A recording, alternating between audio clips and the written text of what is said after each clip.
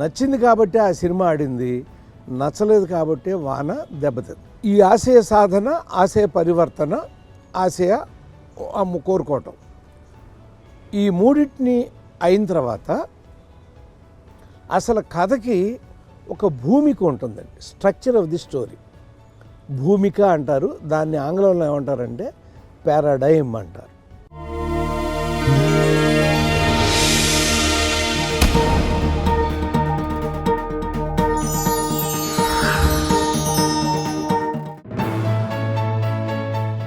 Paradigm అంటే ఎన్ని విభాగాల్లోకి 1 నుంచి 35 నిమిషాల దాకా ఒక భాగం, 35 నుంచి 70 నిమిషాల దాకా ఒక భాగం, 70 నుంచి 100 దాకా ఒక భాగం, ఆ తర్వాత రెజల్యూషన్. ఇప్పుడు 35 నిమిషాల దాకా అని ఎందుకు అన్నానంటే, మీరు ఒక సినిమా రాయటం మొదలుపెట్టిన తర్వాత లేదా తీయటం మొదలుపెట్టిన తర్వాత 35వ నిమిషంలోపు ప్లాట్ పాయింట్ అనేది రావాలి. ఈ ప్లాట్ పాయింట్ అనేది కనుక రాకపోతే సినిమా దెబ్బతినిపోతుంది. అంటే కథలో మలుపు అంటారు దాన్ని. ఉదాహరణకి మంచి లవ్ సీన్లు 60 కంపోజ్ చేసావు నువ్వు. రోజు ఒక అబ్బాయి అమ్మాయి పార్క్ వస్తారు, కూర్చుంటారు, మంచి మంచి మాటలు చెప్పుకుంటారు, వెళ్ళిపోతారు. 2వ సీన్ అదే, 3వ సీన్ అదే, 4వ సీన్ అదే, 50వ సీన్ అదే, 60వ సీన్ అదే. సినిమా తీస్తే చూస్తారా మీరు? చూడరు. వస్తున్నారు, కూర్చుంటున్నారు, వెళ్తున్నారు, వస్తున్నారు, కూర్చుంటున్నారు, వెళ్తున్నారు. సినిమా ఎందుకు చూస్తారు మీరు? కాబట్టి ఏంటి, దీనిలో మళ్ళీ మీకు ఏం కావాలంటే, వీళ్ళ ప్రేమను వాళ్ళ నాన్న చూశాడా, ఆమె అన్నయ్య చూశాడా, ఇతని తల్లి చూసిందా, ఏదో ఒక కదలిక, దాన్ని మూమెంట్ అంటాం కదా, మలుపు, దాన్నే ప్లాట్ పాయింట్ అంటారండి. ఒక్కోసారి ఆశయం పుట్టేదే ప్లాట్ పాయింట్లో అవుతుంది, ఒక్కోసారి ఆశయం పుట్టేదే ప్లాట్ పాయింట్లో అవుతుంది, ఒక్కోసారి పుట్టిన ఆశయం చచ్చిపోతుంది, పుట్టిన ఆశయం చనిపోతుంది. ఇప్పుడు ఖైదీలో చనిపోయింది అక్కడ, ఎందుకని ప్రేమ నుంచి పగ వైపుకి ఆయన ఆశయం మారిపోయింది. సో ఆశయ విచ్ఛిత్తి జరిగిపోయింది అక్కడ. ఆశయ పరివర్తన కంటే ముందే ఆశయ విచ్ఛిత్తి జరిగి కొత్త ఆశయం పుట్టింది మళ్ళీ ఆయన. కాబట్టి ఇప్పుడు మనం ఎప్పుడైతే ఈ కథలో ఇలా తీసుకెళ్తున్నప్పుడు ప్లాట్ పాయింట్ అంటే మలుపు అంటాను తెలుగులో. మలుపు అంటే కథని మలుపు తిప్పడం. ఉదాహరణ, ఊరికే ఒక ఉదాహరణ, మల్లీశ్వరి సినిమా ఉంది. మల్లీశ్వరి సినిమాలో ఎన్టీ రామారావు గారు, భానుమతి గారు సంతకి వెళ్తారు. తిరిగి వస్తా అంటే మబ్బు పడుతుంది, వర్షం పడుతూ ఉంటుంది, గుహలోకి వెళ్తారు. మబ్బు పట్టి ఉండకపోతే, గుహలోకి వెళ్ళి ఉండకపోతే, అక్కడ మారువేషంలో ఉన్న కృష్ణదేవరాయలు చూసి ఉండకపోతే, ఈవిడ పాట పాడి ఉండకపోతే, ఆయన కోరుకోమని ఉండకపోతే, ఇష్టసగ్గా పంపమని ఎన్టీ రామారావు పాత్ర అడిగి ఉండకపోతే ఆ కథ అలా జరగదు. అంటే ఇప్పుడు మోస్ట్ ప్లాట్ పాయింట్ అంటే ఇప్పుడు మీరేం జరుగుతున్నారు, ఇది ఇలా జరిగి ఉండకపోతే అది అలా జరగదు, దట్ ఈజ్ ప్లాట్ పాయింట్.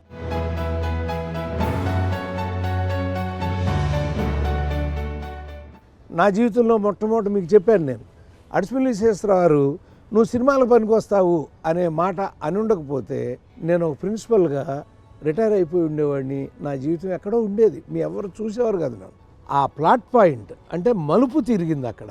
అంటే ఒక లెక్చరర్ జీవితం ఒక సినిమా రచయిత జీవితంగా, దర్శకుడి జీవితంగా, నటుడి జీవితంగా ఇలా రకరకాలుగా పరివర్తన పొందేసింది. ఆ మలుపే నన్ను ఇక్కడ దాకా తీసుకొచ్చింది. కాబట్టి మీ జీవితాల్లో కూడా అలా మలుపులు ఉంటాయి. ఆ మలుపు కనుక లేకపోతే కథ వేస్ట్, డెడ్.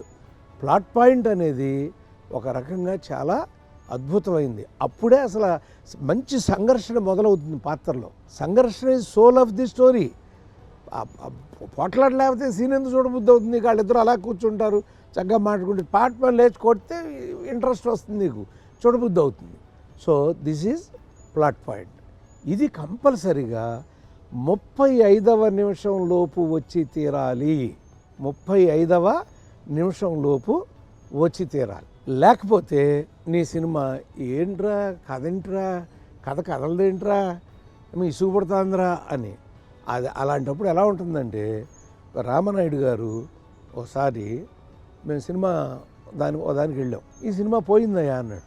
సార్ ఇంకా అరగంట అయింది, అప్పుడే పోయిందని అంటున్నారు ఏంటండి అంటే, వాళ్ళు చూడు ఏం చేస్తున్నారు అని. అప్పుడు చూస్తే ముందు కూర్చున్న వాళ్ళు అలా లేచి ఇలా నడువు ఇర్చుకుంటా, చేతులు ఇర్చుకుంటున్నారు. అదేంటండి అన్న. అతను గనక కథ నచ్చకపోతే అలాగే చేతులు విరుచుకుంటాడు. మరి నచ్చితే రండి అని ఎలా కూర్చుని వెనక్కి కూర్చున్నాడు, అలా ముందుకు వచ్చేసి నిటారుగా అలా చూస్తాడు. అప్పుడు సినిమా ఆడుతున్నాయని 100 సినిమాలు తీసిన మహానుభావుడు ఎంత సింపుల్గా చెప్పాడో చూడండి. అంటే ఏంటంటే కథ హీరోకి నచ్చిందా, కథ డైరెక్టర్కి నచ్చిందా, కథ నీకు నచ్చిందా, కథ యూనిట్కి నచ్చిందా కాదు, కథ ప్రేక్షకుడికి నచ్చిందా లేదా, it is the most important. అంతే, అది ప్రేక్షకుడు నచ్చలేదంటే అయిపోయాం. మనందరికీ నచ్చినా కూడా అతను ఒక్కడికి నచ్చకపోతే మన సినిమా దెబ్బతినిపోతుంది. కాబట్టి ఆ కదలిక, ఆ ప్లాట్ పాయింట్ అనేది మనం అక్కడ 35వ నిమిషానికి తప్పనిసరిగా మీరు అద్భుతమైన సినిమాలు చాలా సినిమా చూస్తూ ఉంటారు. ఇవాళ యూట్యూబ్లో అట్లా మీకు కనపడతా ఉంటాయి. సినిమాలు చూసినప్పుడు కరెక్ట్గా టైం అబ్జర్వ్ చేయండి. 32, 33, 34, 35, 36 ఆ టైంలోనే ఫస్ట్ ప్లాట్ పాయింట్ వచ్చేస్తుంది. ఓకే, ఇది అయిపోయింది. మరి 70వ నిమిషం ఏంటండి? 35 అన్నారు ఒకటి భూమికలో. What is the 70th minute? అంటే సామాన్యంగా 60 నుంచి 70 నిమిషాల లోపు మనకి ఇంటర్మిషన్ వస్తుందండి. ఆ ఇంటర్మిషన్ వచ్చినప్పుడు మనకి ఒక సందిగ్ధత, ఒక సంభ్రమం, ఒక విస్మయం, ఒక ఉత్సుకత, ఒక తెల్లబోవటంలా, ఒక కంగారు పట్టడం, అయ్యో ఏమైపోతుందన్న భయం కలగటం, అదే విభ్రాంతి, ఇలా రకరకాల అనుభూతులు 70వ నిమిషంలో మనం కలిగించడానికి ప్రయత్నం చేస్తాం. ఇప్పుడు నరసింహనాయుడులో పెళ్లిలోంచి బాలకృష్ణ గారి పాత్ర లేచి వెళ్ళిపోతుంది. తెల్లబోయావు కదా, ఇదేంటి పెళ్లి చేసుకోకుండా వెళ్ళిపోతున్నాడు ఏంటి అని అనుకున్నాం కదా మనం. అలా అనమాట, ఒక సందిగ్ధత. ఒకసారి హీరోని అరెస్ట్ చేస్తారు ఇంటర్మిషన్లో. లేదా అప్పుడు మన ఇంద్ర గుర్తెచ్చుకోండి, చిరంజీవి గారు పెళ్లి చేస్తా అంటే ఆర్తి అగర్వాల్ వచ్చి లేచి రారా అనగానే ఆయన శివాజీ గారు లేచి వెళ్ళిపోతాడు. తెల్లబోయారు ఆడియన్స్ అందరూ, ఏంటి అని. అంటే ఇప్పుడు నీకు సెకండ్ హాఫ్లో కథ బుద్ధి అవుతుంది ఏం జరుగుతుందని. ఎందుకంటే ఉదాహరణ, మా ముందడుగు పాత సినిమా ఆ జనరేషన్ కోసం ఆ ఉదాహరణ కూడా ఒకటి. ఆ ముందడుగులో ఇంటర్వెల్లో అన్నపూర్ణ గారి పాత్ర వచ్చి, నేను ఒక సంతకం పెడితే మీ ఆస్తులు కరిగిపోతాయి, నేను ఒక సంతకం పెడితే మీ కోటలు కూలిపోతాయి అంట. ఎమోషన్, చాలా చిన్న ఆర్టిస్ట్ ఆ రోజున ఆవిడ. ఎదురుగా కృష్ణ గారు, సోహన్ గారు, రావు గోపాలరావు గారు, నూతన్ ప్రసాద్ గారు, సత్యనారాయణ గారు, అల్లు రామలింగ గారు, ఇలాంటి భయంకరమైన ఆర్టిస్టులు అందరూ ఉన్నారు. ఒక చిన్న నూతన నటి వచ్చి మాట్లాడేస్తుంది అక్కడ. భయంకరమైన ఏళ్ళలో థియేటర్లో బయటికి వెళ్ళారు. అప్పుడు మమ్మల్ని గుర్తుపట్టరు, కొత్త నేను అన్నయ్య అలంకార్ థియేటర్లో బయటికి వెళితే వాళ్ళు ఏమనుకుంటున్నారంటే, ఒక పని అయి ఉంటుందిరా, గుమ్మడి ఈ అన్నపూర్ణకి ఏదో ఈ లింక్ ఉండి ఉంటుంది, కృష్ణ గారు ఆ కొడుకు అయి ఉంటాడు, గుమ్మడి గారు కొడుకు అయి ఉంటారు అని. కానీ కృష్ణ గారు గుమ్మడి గారు కొడుకు కాదని లోపలికి వచ్చినాక నువ్వు థ్రిల్ ఇచ్చావు ఆడిటోరియానికి. అంటే చిన్న జలక్ అనమాట. వాళ్ళు ఊహించిందే గనక నువ్వు రాస్తే దొరికిపోతావు. మళ్ళీ వాళ్ళ ఊహకు అందకుండా వెళ్ళాలి. వాళ్ళు ఊహకు అందకుండా ఏం చేసాం మనం, ఎక్కడ నర్తుల క్రందనలు వినిపించవో అంటే ఒక శివకృష్ణ గారు అంతకుముందే మరో మలుపు చిత్రంలో ఊపేసి ఉన్నాడు థియేటర్ సార్. నా ముందే బ్లేడ్లతో అలా శివకృష్ణ గారు బొట్లు పెట్టడానికి నేను సాక్షిని. అలాంటి మనిషి ఒక్కసారి వచ్చి ఒక రీల్ అలా ఒక అభ్యుదయవాదానికి సంబంధించిన కథ అక్కడ నడుస్తుంది. ఈ కథ నడిచిన తర్వాత ఇప్పుడు కృష్ణ గారు కథ వెళ్ళిపోయింది. కానీ ఇప్పుడు మనం ఏం క్రియేట్ చేసాం, ఎలిమెంట్ ఆఫ్ ఇంట్రెస్ట్ని క్రియేట్ చేసాం. ఈవిడ సంతకం పెడితే ఆస్తులు ఎందుకు పోతాయని పరిగెత్తావు కదా, అలాగే ఈయన పెళ్లి చేసుకోవట్లేదు ఏమైపోతుంది వీళ్ళు పెళ్ళి అని పరిగెత్తావు కదా. ఇక్కడ అయ్యో ఎలా తీసుకెళ్ళిపోయింది, మళ్ళీ చిరంజీవి గారు మళ్ళీ ఇంద్రాలో పెళ్ళి ఎలా చేస్తాడు మేనవాళ్ళకని అనుకున్నావు కదా. ఇదే ఎలిమెంట్ ఆఫ్ ఇంట్రెస్ట్ అంటే. సో దీన్ని మనం విశ్రాంతి పాయింట్ అంటామండి. Next most important point in a film story is crisis. అంటే ఇక ఇది జరగదు అన్న ఒక భయాన్ని నీకు కలిగించేటువంటిది. ఇది తప్పనిసరిగా 11వ రీలు 12వ రీలు మధ్యలో మనం దీన్ని క్రియేట్ చేస్తామండి. 11వ రీల్కి 12వ రీల్కి మధ్యలో క్రియేట్ చేస్తాం. బొమ్మరిల్లు సినిమా మీరు చూసి ఉంటారు. ఆ బొమ్మరిల్లు సినిమాలో ఏ అమ్మాయి అయితే వారం రోజులు వీళ్ళ దగ్గర ఉందో, ఒరే నీకు బయట ఉన్నప్పుడు నేను ఏదైతే నీకు నచ్చిందో అది నీ ఇంట్లోకి వస్తే నీకు నచ్చనప్పుడు నేను ఎదురు నీకు వెళ్ళిపోయింది. అంటే ఏంటి, ఒక కాడి పారేసింది ఆమె. అంటే కథానాయకుడు కానీ కథానాయిక కానీ వాళ్ళ ఆశయాన్ని వదిలేసి అంటే పరివర్తన కూడా కాదు, అసలు వదిలేశారు అంతే, నాకు నువ్వు వద్దు అని వెళ్ళిపోయింది. ఇలా వెళ్ళిపోయేసరికి ఏమైంది, మనకి క్రైసిస్ వచ్చేసింది. విషమ పరిస్థితి అంటాం తెలుగులో, దీనిని విషమ పరిస్థితి అంటాం అన్నమాట. అంటే ఇట్ ఈస్ ఎ క్రైసిస్. అలాగే మీరు ప్రేమ అంటే ఇదారా సినిమాలో ఆయన వెంకటేష్ గారు వస్తాడు, శ్రీహరి గారు పెళ్లి చేసుకుంటూ ఉంటాడు, ఆయన చెప్పాల్సిన మాటలు చెప్పేసి వెళ్ళిపోతూ ఉంటాడు. అదేంటి వెళ్ళిపోతున్నాడు అని భయం వేస్తుంది ఆడియన్స్కి. మధ్యలో ఇంకేదో జరిగింది, అది డీటెయిల్స్లో. సో అలా ఒక క్రైసిస్ని క్రియేట్ చేస్తే అంటే ఏంటి, మామూలుగా వెళుతున్నటువంటి కథ ఒక్కసారి కుదుపులో పడుతుంది అన్నమాట. అమ్మో ఇప్పుడు ఎలా సాధిస్తాడు హీరో, ఇంత కష్టాలు ఇరుక్కుపోయాడు, ఎలా బయటకు తెస్తాడు ఇది అనేటువంటి భయాన్ని నీకు క్రియేట్ చేస్తాం మనం. శ్రీమంతుడు సినిమాలో చూడండి, బాబుని తీసుకెళ్ళిపోతారు, హీరోని మహేష్ బాబుని తీసుకెళ్ళిపోతారు ఫాదర్, మరి సాధించాల్సిన హీరోని ఊరు వదిలిపెట్టి వెళ్ళిపోయాడు. ఎలా? ఇలాంటివన్నీ కూడా ఒక అద్భుతమైన క్రైసిస్.